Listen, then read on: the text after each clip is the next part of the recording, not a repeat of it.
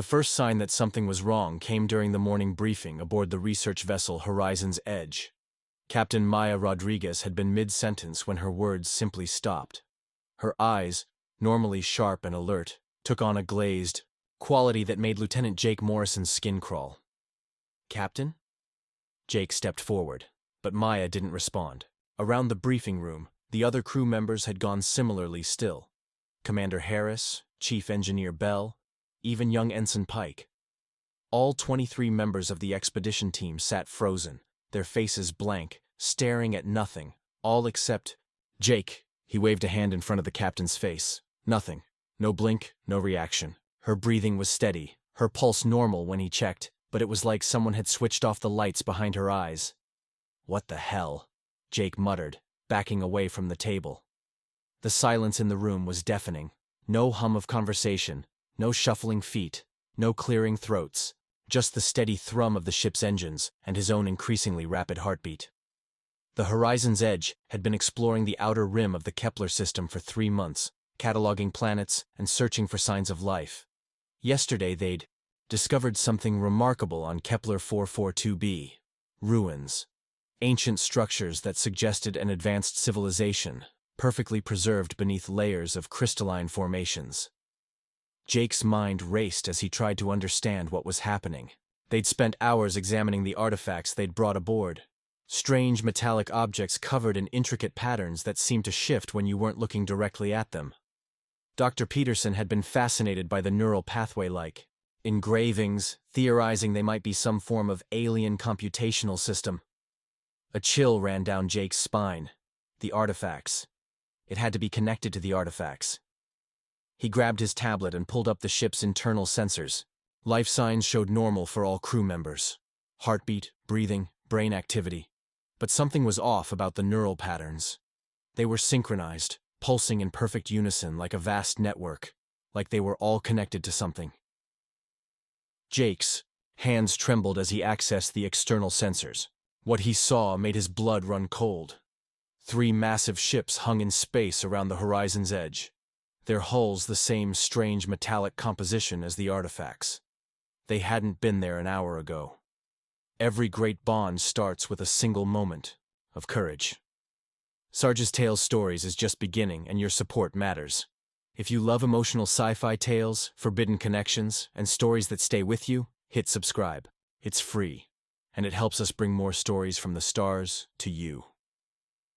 The alien vessels were beautiful in a terrifying way, their surfaces rippling with the same shifting patterns as the artifacts.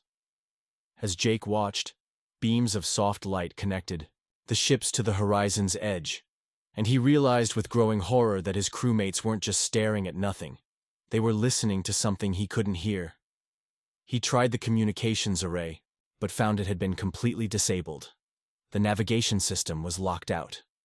Even the emergency protocols were non-responsive. The ship was no longer under human control. But Jake was still free. Still himself. And he had no idea why. Moving carefully through the corridors, he found the same scene everywhere. Crew members frozen in place, their minds apparently hijacked by whatever intelligence controlled those ships. In the medical bay, Dr. Chen stood motionless over a patient who would never wake up to finish his treatment. In engineering, the maintenance team had stopped mid-repair, tools still in their hands. Jake made his way to the artifact storage bay, his heart pounding. If the answers were anywhere, they'd be there. The metallic objects sat on their examination tables, no longer inert. They pulsed with a gentle, hypnotic light, and Jake could swear he heard something.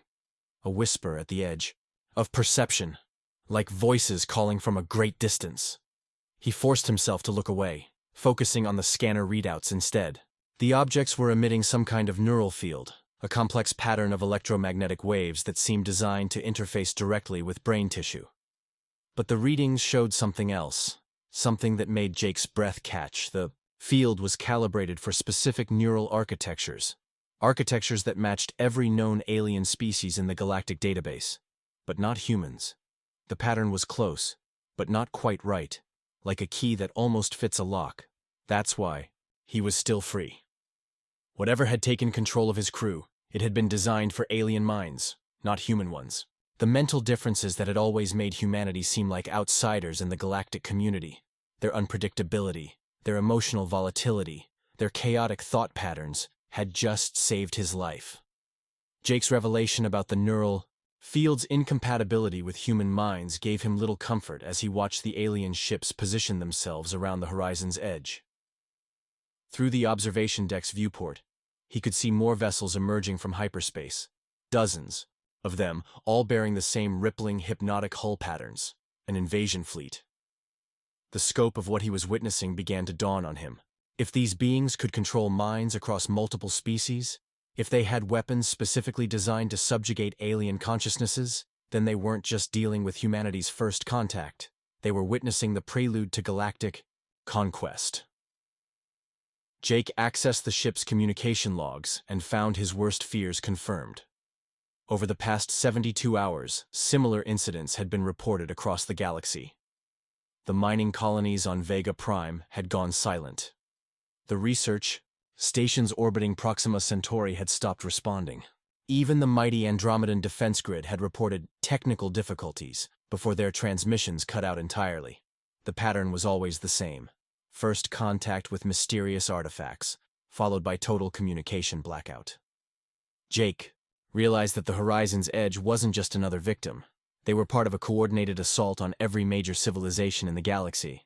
But the attackers had made one crucial miscalculation. They'd assumed humans were like every other species they'd encountered. Jake pulled up the crew's medical files, comparing them to the alien neural field specifications. The mismatch was even more pronounced than he'd initially thought. Human brains operated on fundamentally different principles: chaotic, adaptive, resistant to external control in ways that apparently no other known species was. The implications were staggering. While every other civilization in the galaxy was falling to mental subjugation, humanity alone might be immune. He tried to wake Captain Rodriguez again, shaking her shoulder and shouting her name, but the neural field's hold on her was absolute. According to the scanners, her mind was completely integrated into the alien network, experiencing whatever reality her captors chose to project. A soft chime echoed through the ship's communication system, followed by a voice that seemed to come from everywhere at once. It spoke in perfect standard galactic, but there was something fundamentally wrong with the cadence, as if the speaker had learned the language without understanding the emotions behind it. Greetings, lone consciousness. I am Coordinator Prime, of the Unity Collective. Your resistance to our integration protocols is unexpected. Jake's blood ran cold. They knew he was free. We have been observing your species for some time, the voice continued. Your neural architecture is crude, chaotic, inefficient. It should have succumbed to our guidance like all the others. Yet you persist in your isolation. The lights in the corridor flickered, and Jake realized the aliens were accessing the ship's systems through his controlled crewmates. Every person aboard had become a living interface between the Unity Collective and human technology. You will submit to integration, Coordinator Prime announced. Your individuality serves no purpose. Your chaotic thoughts contribute nothing to the greater harmony. We will modify our protocols until even your defective mind accepts our guidance. Jake backed against the wall, his mind racing. The aliens' dismissive tone told him everything he needed to know about their perspective. They saw humanity's mental chaos as a flaw to be corrected, not understanding that it was exactly that chaos that made humans immune to their control. Like hell I will, Jake muttered, then raised his voice. You want to know what's wrong with my defective mind? It's that I choose my own thoughts, something you apparently can't understand. A pause. Then, choice is an illusion. Free will is a burden. The Unity offers peace, harmony, purpose. All species find contentment in our embrace once they understand. All except humans, apparently. A temporary obstacle. We will adapt.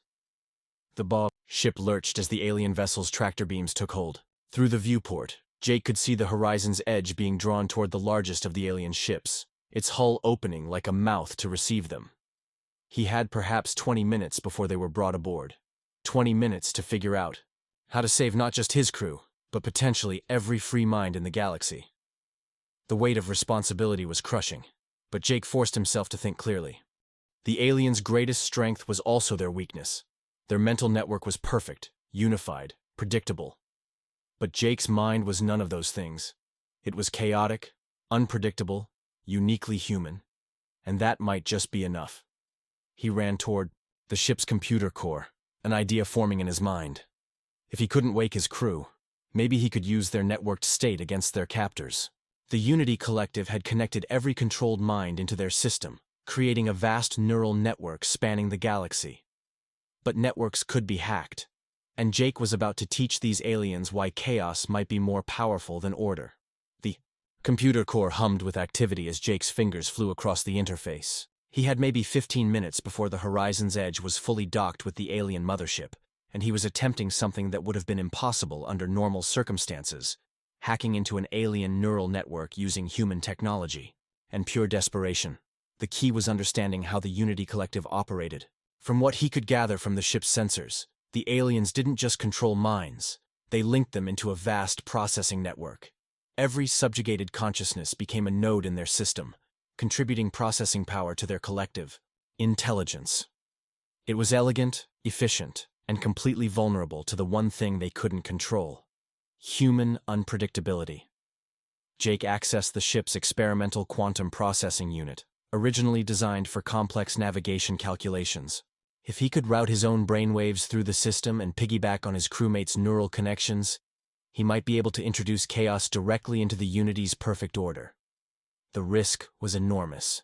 One wrong move and he'd either fry his own brain or get absorbed into the collective himself. But as he watched more alien ships emerging from hyperspace through the viewport, he realized he didn't have a choice. "Coordinator Prime," Jake called out, knowing the alien was monitoring all ship functions. "I've got a proposition for you." "You are in no position to negotiate, human." "Maybe not, but I'm curious about something. You keep talking about how superior your unified consciousness is, how much more efficient it is than individual minds.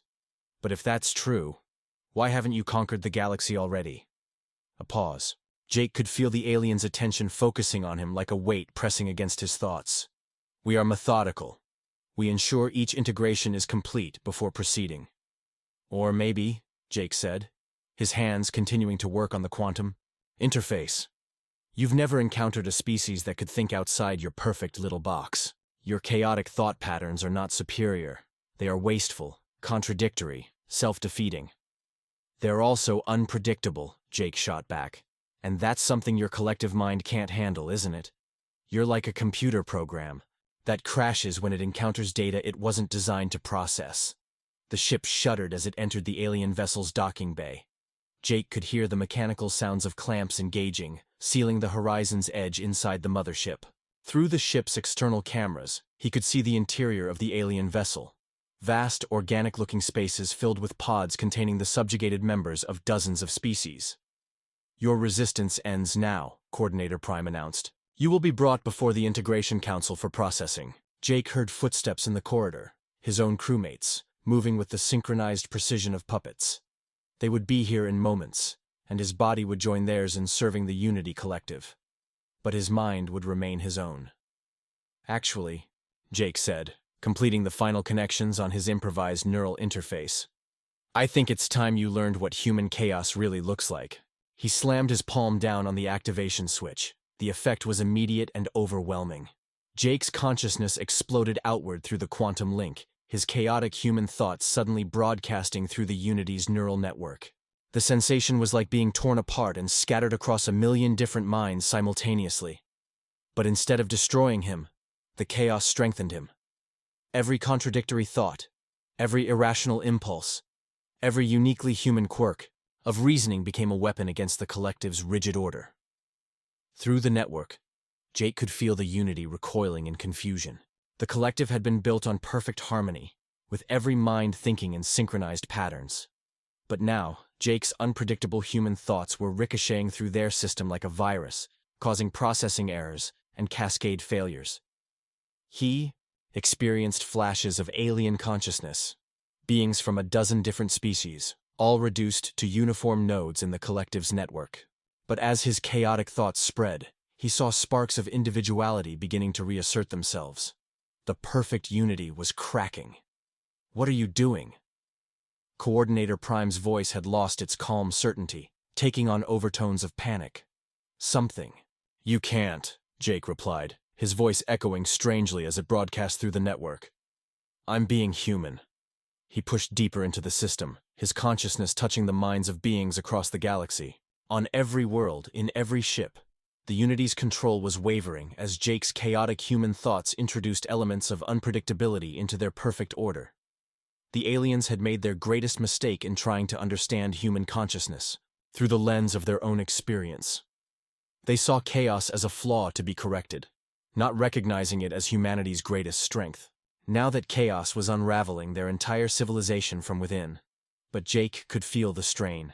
His human mind wasn't designed to interface with technology on this scale. Blood trickled from his nose as his neurons fired at rates that pushed the limits of biological possibility.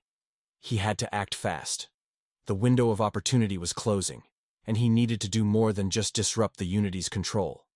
He needed to free every mind they'd enslaved. Jake's consciousness careened through the Unity's neural network like a storm in a digital ocean.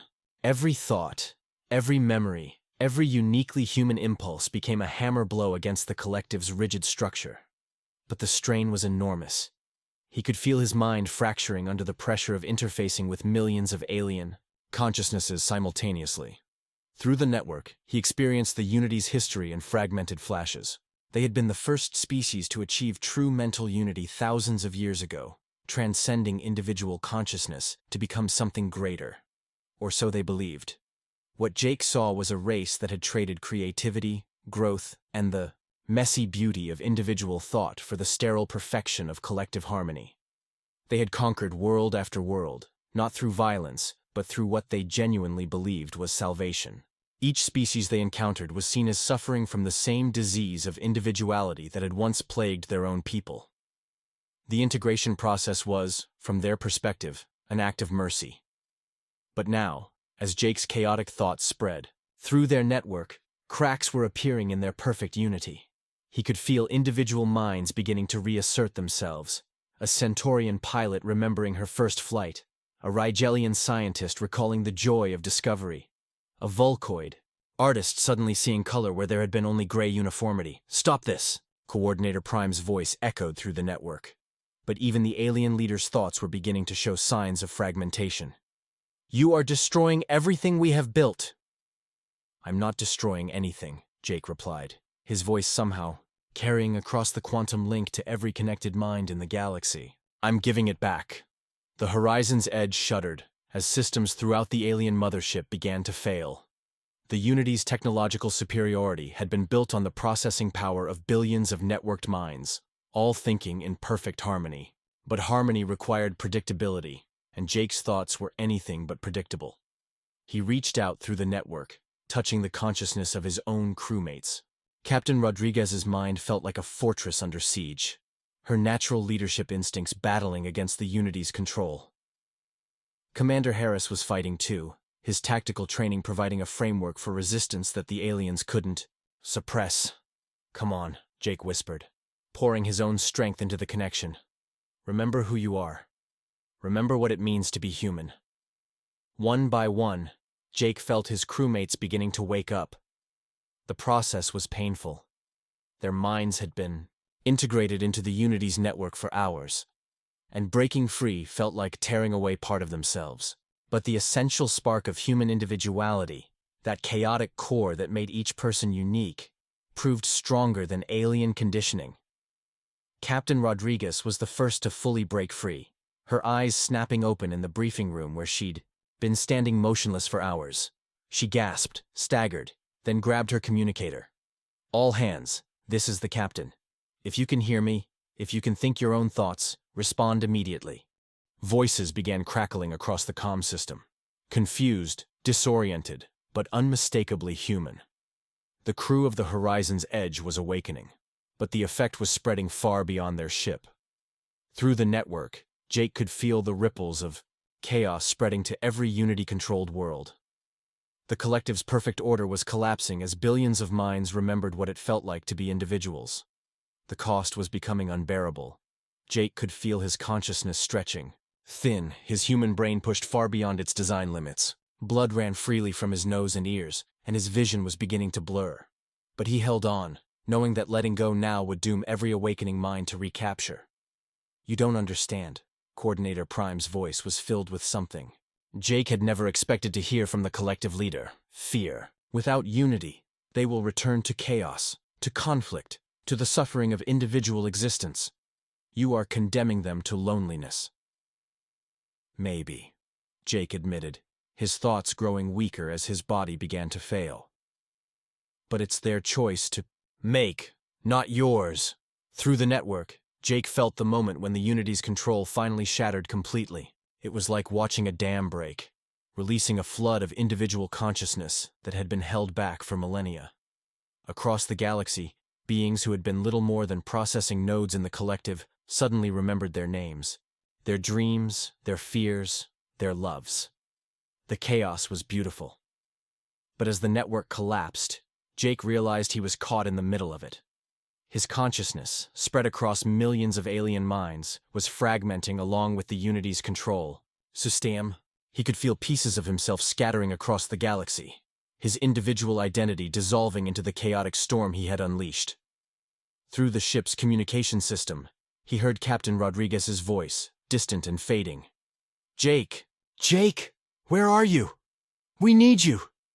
But Jake wasn't sure he knew the answer anymore. He had given everything to break the Unity's hold on the galaxy, and now he was paying the price. His last coherent thought was a hope that humanity would know what to do with the freedom he had bought them. Then everything went dark. Jake awoke to the sound of familiar voices and the gentle hum of medical equipment. His body felt disconnected, foreign, as if he was wearing a suit that didn't quite fit. When he opened his eyes, the first thing he saw was Dr. Peterson's concerned face hovering over him. "Easy there, Lieutenant," the doctor said, placing a restraining hand on Jake's shoulder as he tried to sit up.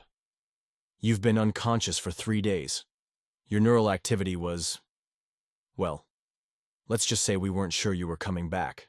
The memories came flooding back, the Unity Collective, the neural network, the desperate gambit to introduce human chaos into their perfect order. Jake's heart rate spiked as he remembered the sensation of his consciousness fragmenting across the galaxy. "Did it work?" he asked, his voice barely a whisper. Captain Rodriguez stepped into view, her expression a mix of pride and concern. "See for yourself," she said, helping him to a sitting position and pointing toward the medical bay's viewport. Outside, space was filled with ships, not the uniform, organic vessels of the Unity Collective, but a chaotic mix of designs representing dozens of different species. Some were sleek and modern, others appeared cobbled together from salvaged parts. They moved in no particular formation, each following its own course with gloriously individualistic unpredictability. "The Unity's fleet started fragmenting about 6 hours after you. Whatever it was you did," Rodriguez explained. "Their crews began waking up, remembering who they were before integration. Most of them immediately turned on their former controllers." "What about the Unity themselves?" Jake asked. "That's the interesting part," Dr. Peterson interjected, consulting his tablet. "They didn't disappear or self-destruct like we might have expected. They're still out there, but they're different." Through the ship's communication system, a familiar voice requested permission to come aboard. But where Coordinator Prime's voice had once been coldly uniform, now it carried distinct emotional undertones: uncertainty, curiosity, even what might have been hope. "Permission granted," Captain Rodriguez said after a moment's hesitation. The being that materialized in the medical bay through the ship's transporter was unmistakably one of the Unity, but the change was dramatic. Where before the alien had possessed an aura of absolute certainty, now there was something almost vulnerable about its posture. Its large, multifaceted eyes seemed to take in everything with newfound wonder. I wanted to thank you," the being said, its voice struggling with concepts it had never needed to express before, and to apologize. Jake struggled to process what he was hearing. "You're thanking me for destroying your entire civilization?" "You didn't destroy it," Coordinator Prime, though the title seemed meaningless now, replied. "You freed it. For the first time in millennia, I can think thoughts that are my own. I can disagree with myself, question my own decisions, feel uncertainty and doubt, and it's wonderful. The alien's revelation sent a chill down Jake's spine. The Unity hadn't been evil in any conventional sense. They had genuinely believed. They were helping other species by removing the burden of individual consciousness. They had been so committed to their collective harmony that they had forgotten what it felt like to be truly alive. What happens now? Jake asked. With your people, I mean. We're learning, the former coordinator said. Learning to be individuals. Again, it's difficult. Many of us are frightened by the chaos of independent thought.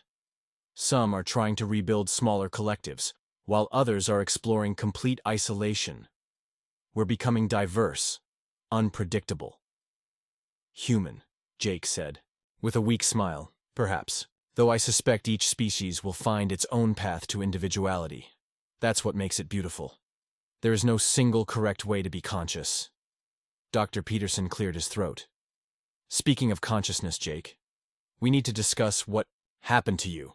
The neural interface you rigged shouldn't have been able to handle the kind of processing load you put through it. By all rights, your brain should have been fried completely. But it wasn't, Jake said, though he wasn't entirely sure about that. There were gaps in his memory, strange echoes of thoughts that didn't feel entirely his own. No, it wasn't. In fact, your neural patterns show some fascinating changes. It's as if your consciousness has been expanded somehow. You're still completely human, but there are new pathways in your brain that weren't there before. Jake thought about this, trying to understand what it meant. Through the viewport, he watched the chaotic dance of liberated ships, each one representing millions of beings who were learning to think for themselves again. The galaxy would never be the same, and neither would he. There's something else, Rodriguez said, her tone becoming more serious. We've been receiving messages from across the galaxy. Word is spreading about what happened here, about humanity's role in breaking the Unity's control. Some species are grateful, others are terrified. Of us. Terrified? Why? Because we're the only species that was completely immune to mental control. That makes us either the galaxy's greatest hope or its most dangerous threat, depending on your perspective. Jake closed his eyes, feeling the weight of responsibility settling on his shoulders once again. Humanity had always been the outsiders. In galactic civilization, the chaotic upstarts who didn't fit neatly into established categories. Now they were something more. The guardians of free will itself. The question was, what would they do with that responsibility? 2 weeks after the collapse of the Unity Collective, the Horizon's Edge had become the unlikely center of galactic politics. Representatives from dozens of species had requested meetings with the crew, particularly with Jake, whose actions had sparked what historians were already calling the Great Awakening. Jake stood in the ship's conference room, looking out at the assembled delegates. The diversity was staggering. Crystalline beings from the Altair system, shape-shifting entities from the Magellanic Clouds, energy-based life forms that existed as pure conscious thought, all of them struggling to rediscover their individual identities after centuries or millennia of collective existence. But the meeting wasn't going well. You have no right to make decisions for the entire galaxy, declared Ambassador Keith of the Andromedan Defense Council, his forearms gesticulating wildly. Humanity acted without consultation, without consideration for the consequences. The consequences? Jake stepped forward, his voice steady despite the anger building inside him. The consequence is that you're sitting here as yourself, instead of as a puppet in someone else's grand design. But at what cost? This came from Delegate Vorn, a spider-like being whose species had been among the Unity's first conquests. My people have been unified for over 3,000 years. Now they're fragmenting into warring factions, unable to cooperate, unable to maintain the infrastructure that kept our worlds functioning. Captain Rodriguez placed a calming hand on Jake's shoulder. We understand the transition is difficult. Difficult? Keth's voice rose to a shout. Entire star systems are collapsing into chaos. Trade routes have been abandoned. The Rigel Confederation is locked in civil war, as different factions remember old grievances that had been peacefully resolved through Unity integration. Jake felt a familiar anger building. The same chaotic human emotion that had proved so devastating to the Unity's perfect order. But now he recognized it for what it was. Not a flaw, but a feature. The messy, unpredictable nature of human consciousness wasn't something to be ashamed of. "You want to know the difference between humans and every other species in this room?" Jake said, his voice cutting through the argument. "We've been dealing with chaos our entire existence. We've had wars, conflicts, disagreements, and we've learned to live with them. More than that, we've learned to grow from them." He moved to the center of the room, addressing each delegate in turn. "You're afraid of conflict because you've forgotten how to resolve it. You're terrified of disagreement because you've forgotten that it leads to innovation. You've lived in artificial harmony for so long that you've forgotten what real peace looks like." "And what does real peace look like, human?" Vorn asked, his mechanical voice dripping with skepticism. "It looks like this," Jake said, gesturing around the room. "Former enemies sitting together, arguing, disagreeing, but still talking. It looks like choosing cooperation over compulsion. It looks like working together not because you have to, but because you want to." Through the ship's communication system, another voice joined the conversation. The former coordinator Prime, now calling himself simply Prime, had been monitoring the discussions from his own vessel. "The human speaks truth," Prime said, his voice carrying new harmonics of individual thought. "My people spent millennia believing that conflict was evidence of failure, that disagreement was a form of suffering to be eliminated. But in these past weeks, I have experienced something we had forgotten. The joy of changing one's mind." "Joy?" Ambassador Keth sounded skeptical. "Yesterday, I believed the optimal temperature for our ship's environment was exactly 18.7 degrees. Today, after discussion with my crewmates, I believe it should be 19.2 degrees. This small change, this tiny disagreement and resolution, brought me more satisfaction than millennia of perfect harmony." Jake smiled at the former Unity leader's words. "That's what we're offering you, not chaos for its own sake, but the freedom to choose your own path, the right to be wrong, to learn, to grow." "But how do we manage the transition?" Delegate Vorn asked, his tone less hostile now. "How do we prevent our civilizations from destroying themselves in the process of rediscovering individuality?" "Same way we did," Captain Rodriguez interjected. "Trial and error, learning from mistakes, building institutions that can handle disagreement without breaking apart." "We could help," Jake added. "Not as conquerors or controllers, but as advisors. Humans have been dealing with the chaos of individual consciousness for our entire history. We've developed systems, democracy, diplomacy, conflict resolution, that work with chaotic minds instead of against them." The room fell silent as the delegates considered this offer.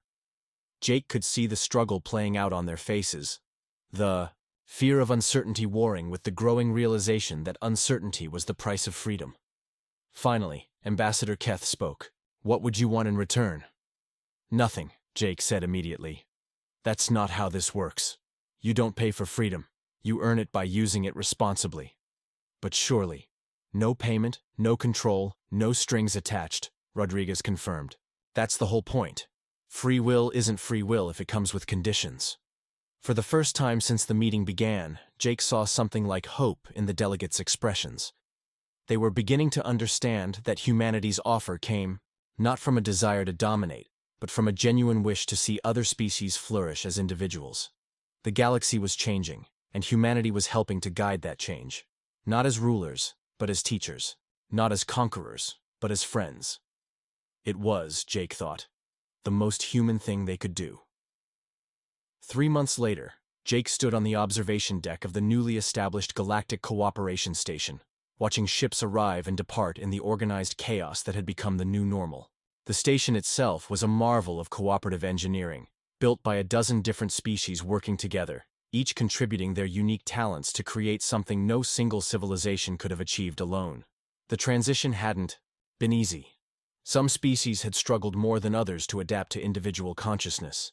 The Centaurians had fragmented into hundreds of micro-governments before finally settling on a loose confederation.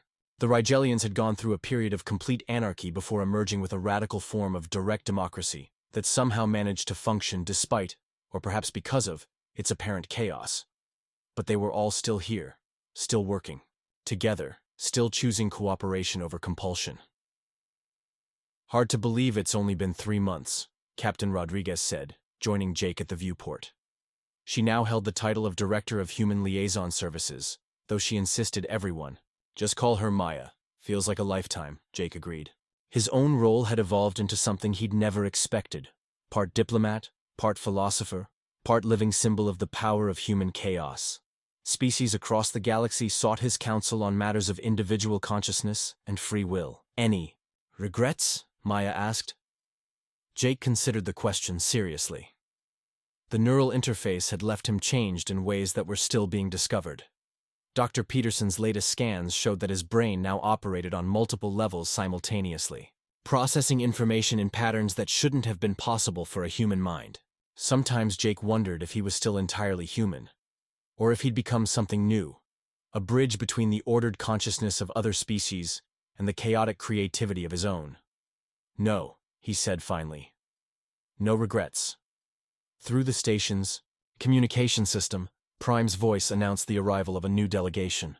Representatives from the Outer Rim territories who had just recently freed themselves from Unity control. They would need guidance, support, and most importantly, time to learn how to be individuals again. "Your move, Jake," Maya said with a smile. "Ready to teach another species how to be chaotic?" Jake laughed, remembering the fear and uncertainty he'd felt during those first desperate hours aboard the Horizon's Edge. He'd thought he was fighting for his crew, for his ship, for his own survival. He'd never imagined he was fighting for the fundamental right of every conscious being to think their own thoughts. "Actually," he said, "I think I'll teach them something even more important." "What's that?" "How to choose." As Jake made his way to the diplomatic quarters, he reflected on the strange path that had brought him here. Humanity had always been the outsiders in galactic civilization, too chaotic, too unpredictable, too stubborn to fit into the neat categories that other species preferred. But those same qualities had made them the guardians of something precious, the right to be different. The Unity Collective had believed that consciousness was a problem to be solved, that the chaos of individual thought was a disease to be cured. They had been wrong on a scale that spanned the galaxy, but Jake found he couldn't hate them for it. They had been victims of their own perfection, trapped in a harmony so complete that it had robbed them of the ability to grow. Now, as Jake entered the meeting room where the newest delegates waited, beings who were still learning to trust their own thoughts, he felt a deep sense of purpose. The galaxy was messier now, more chaotic, more uncertain, but it was also more alive, more creative, more genuinely peaceful than it had been in millennia. "Welcome," Jake said to the assembled beings, each one unique, each one struggling with the beautiful burden of individual consciousness.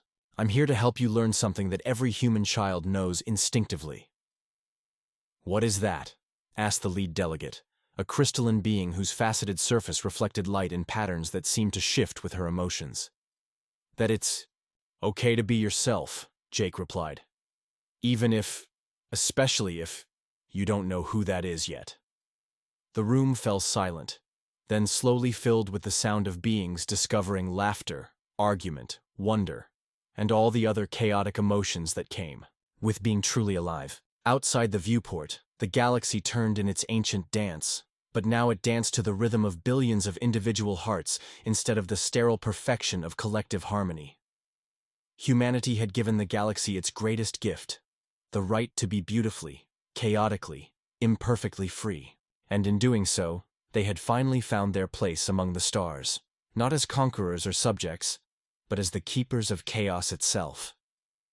Jake smiled as he watched the delegates begin to argue among themselves about the best way to organize their new governments. It was a good sound, he thought. The sound of freedom learning to sing. The galaxy would never be the same, and that was exactly as it should be.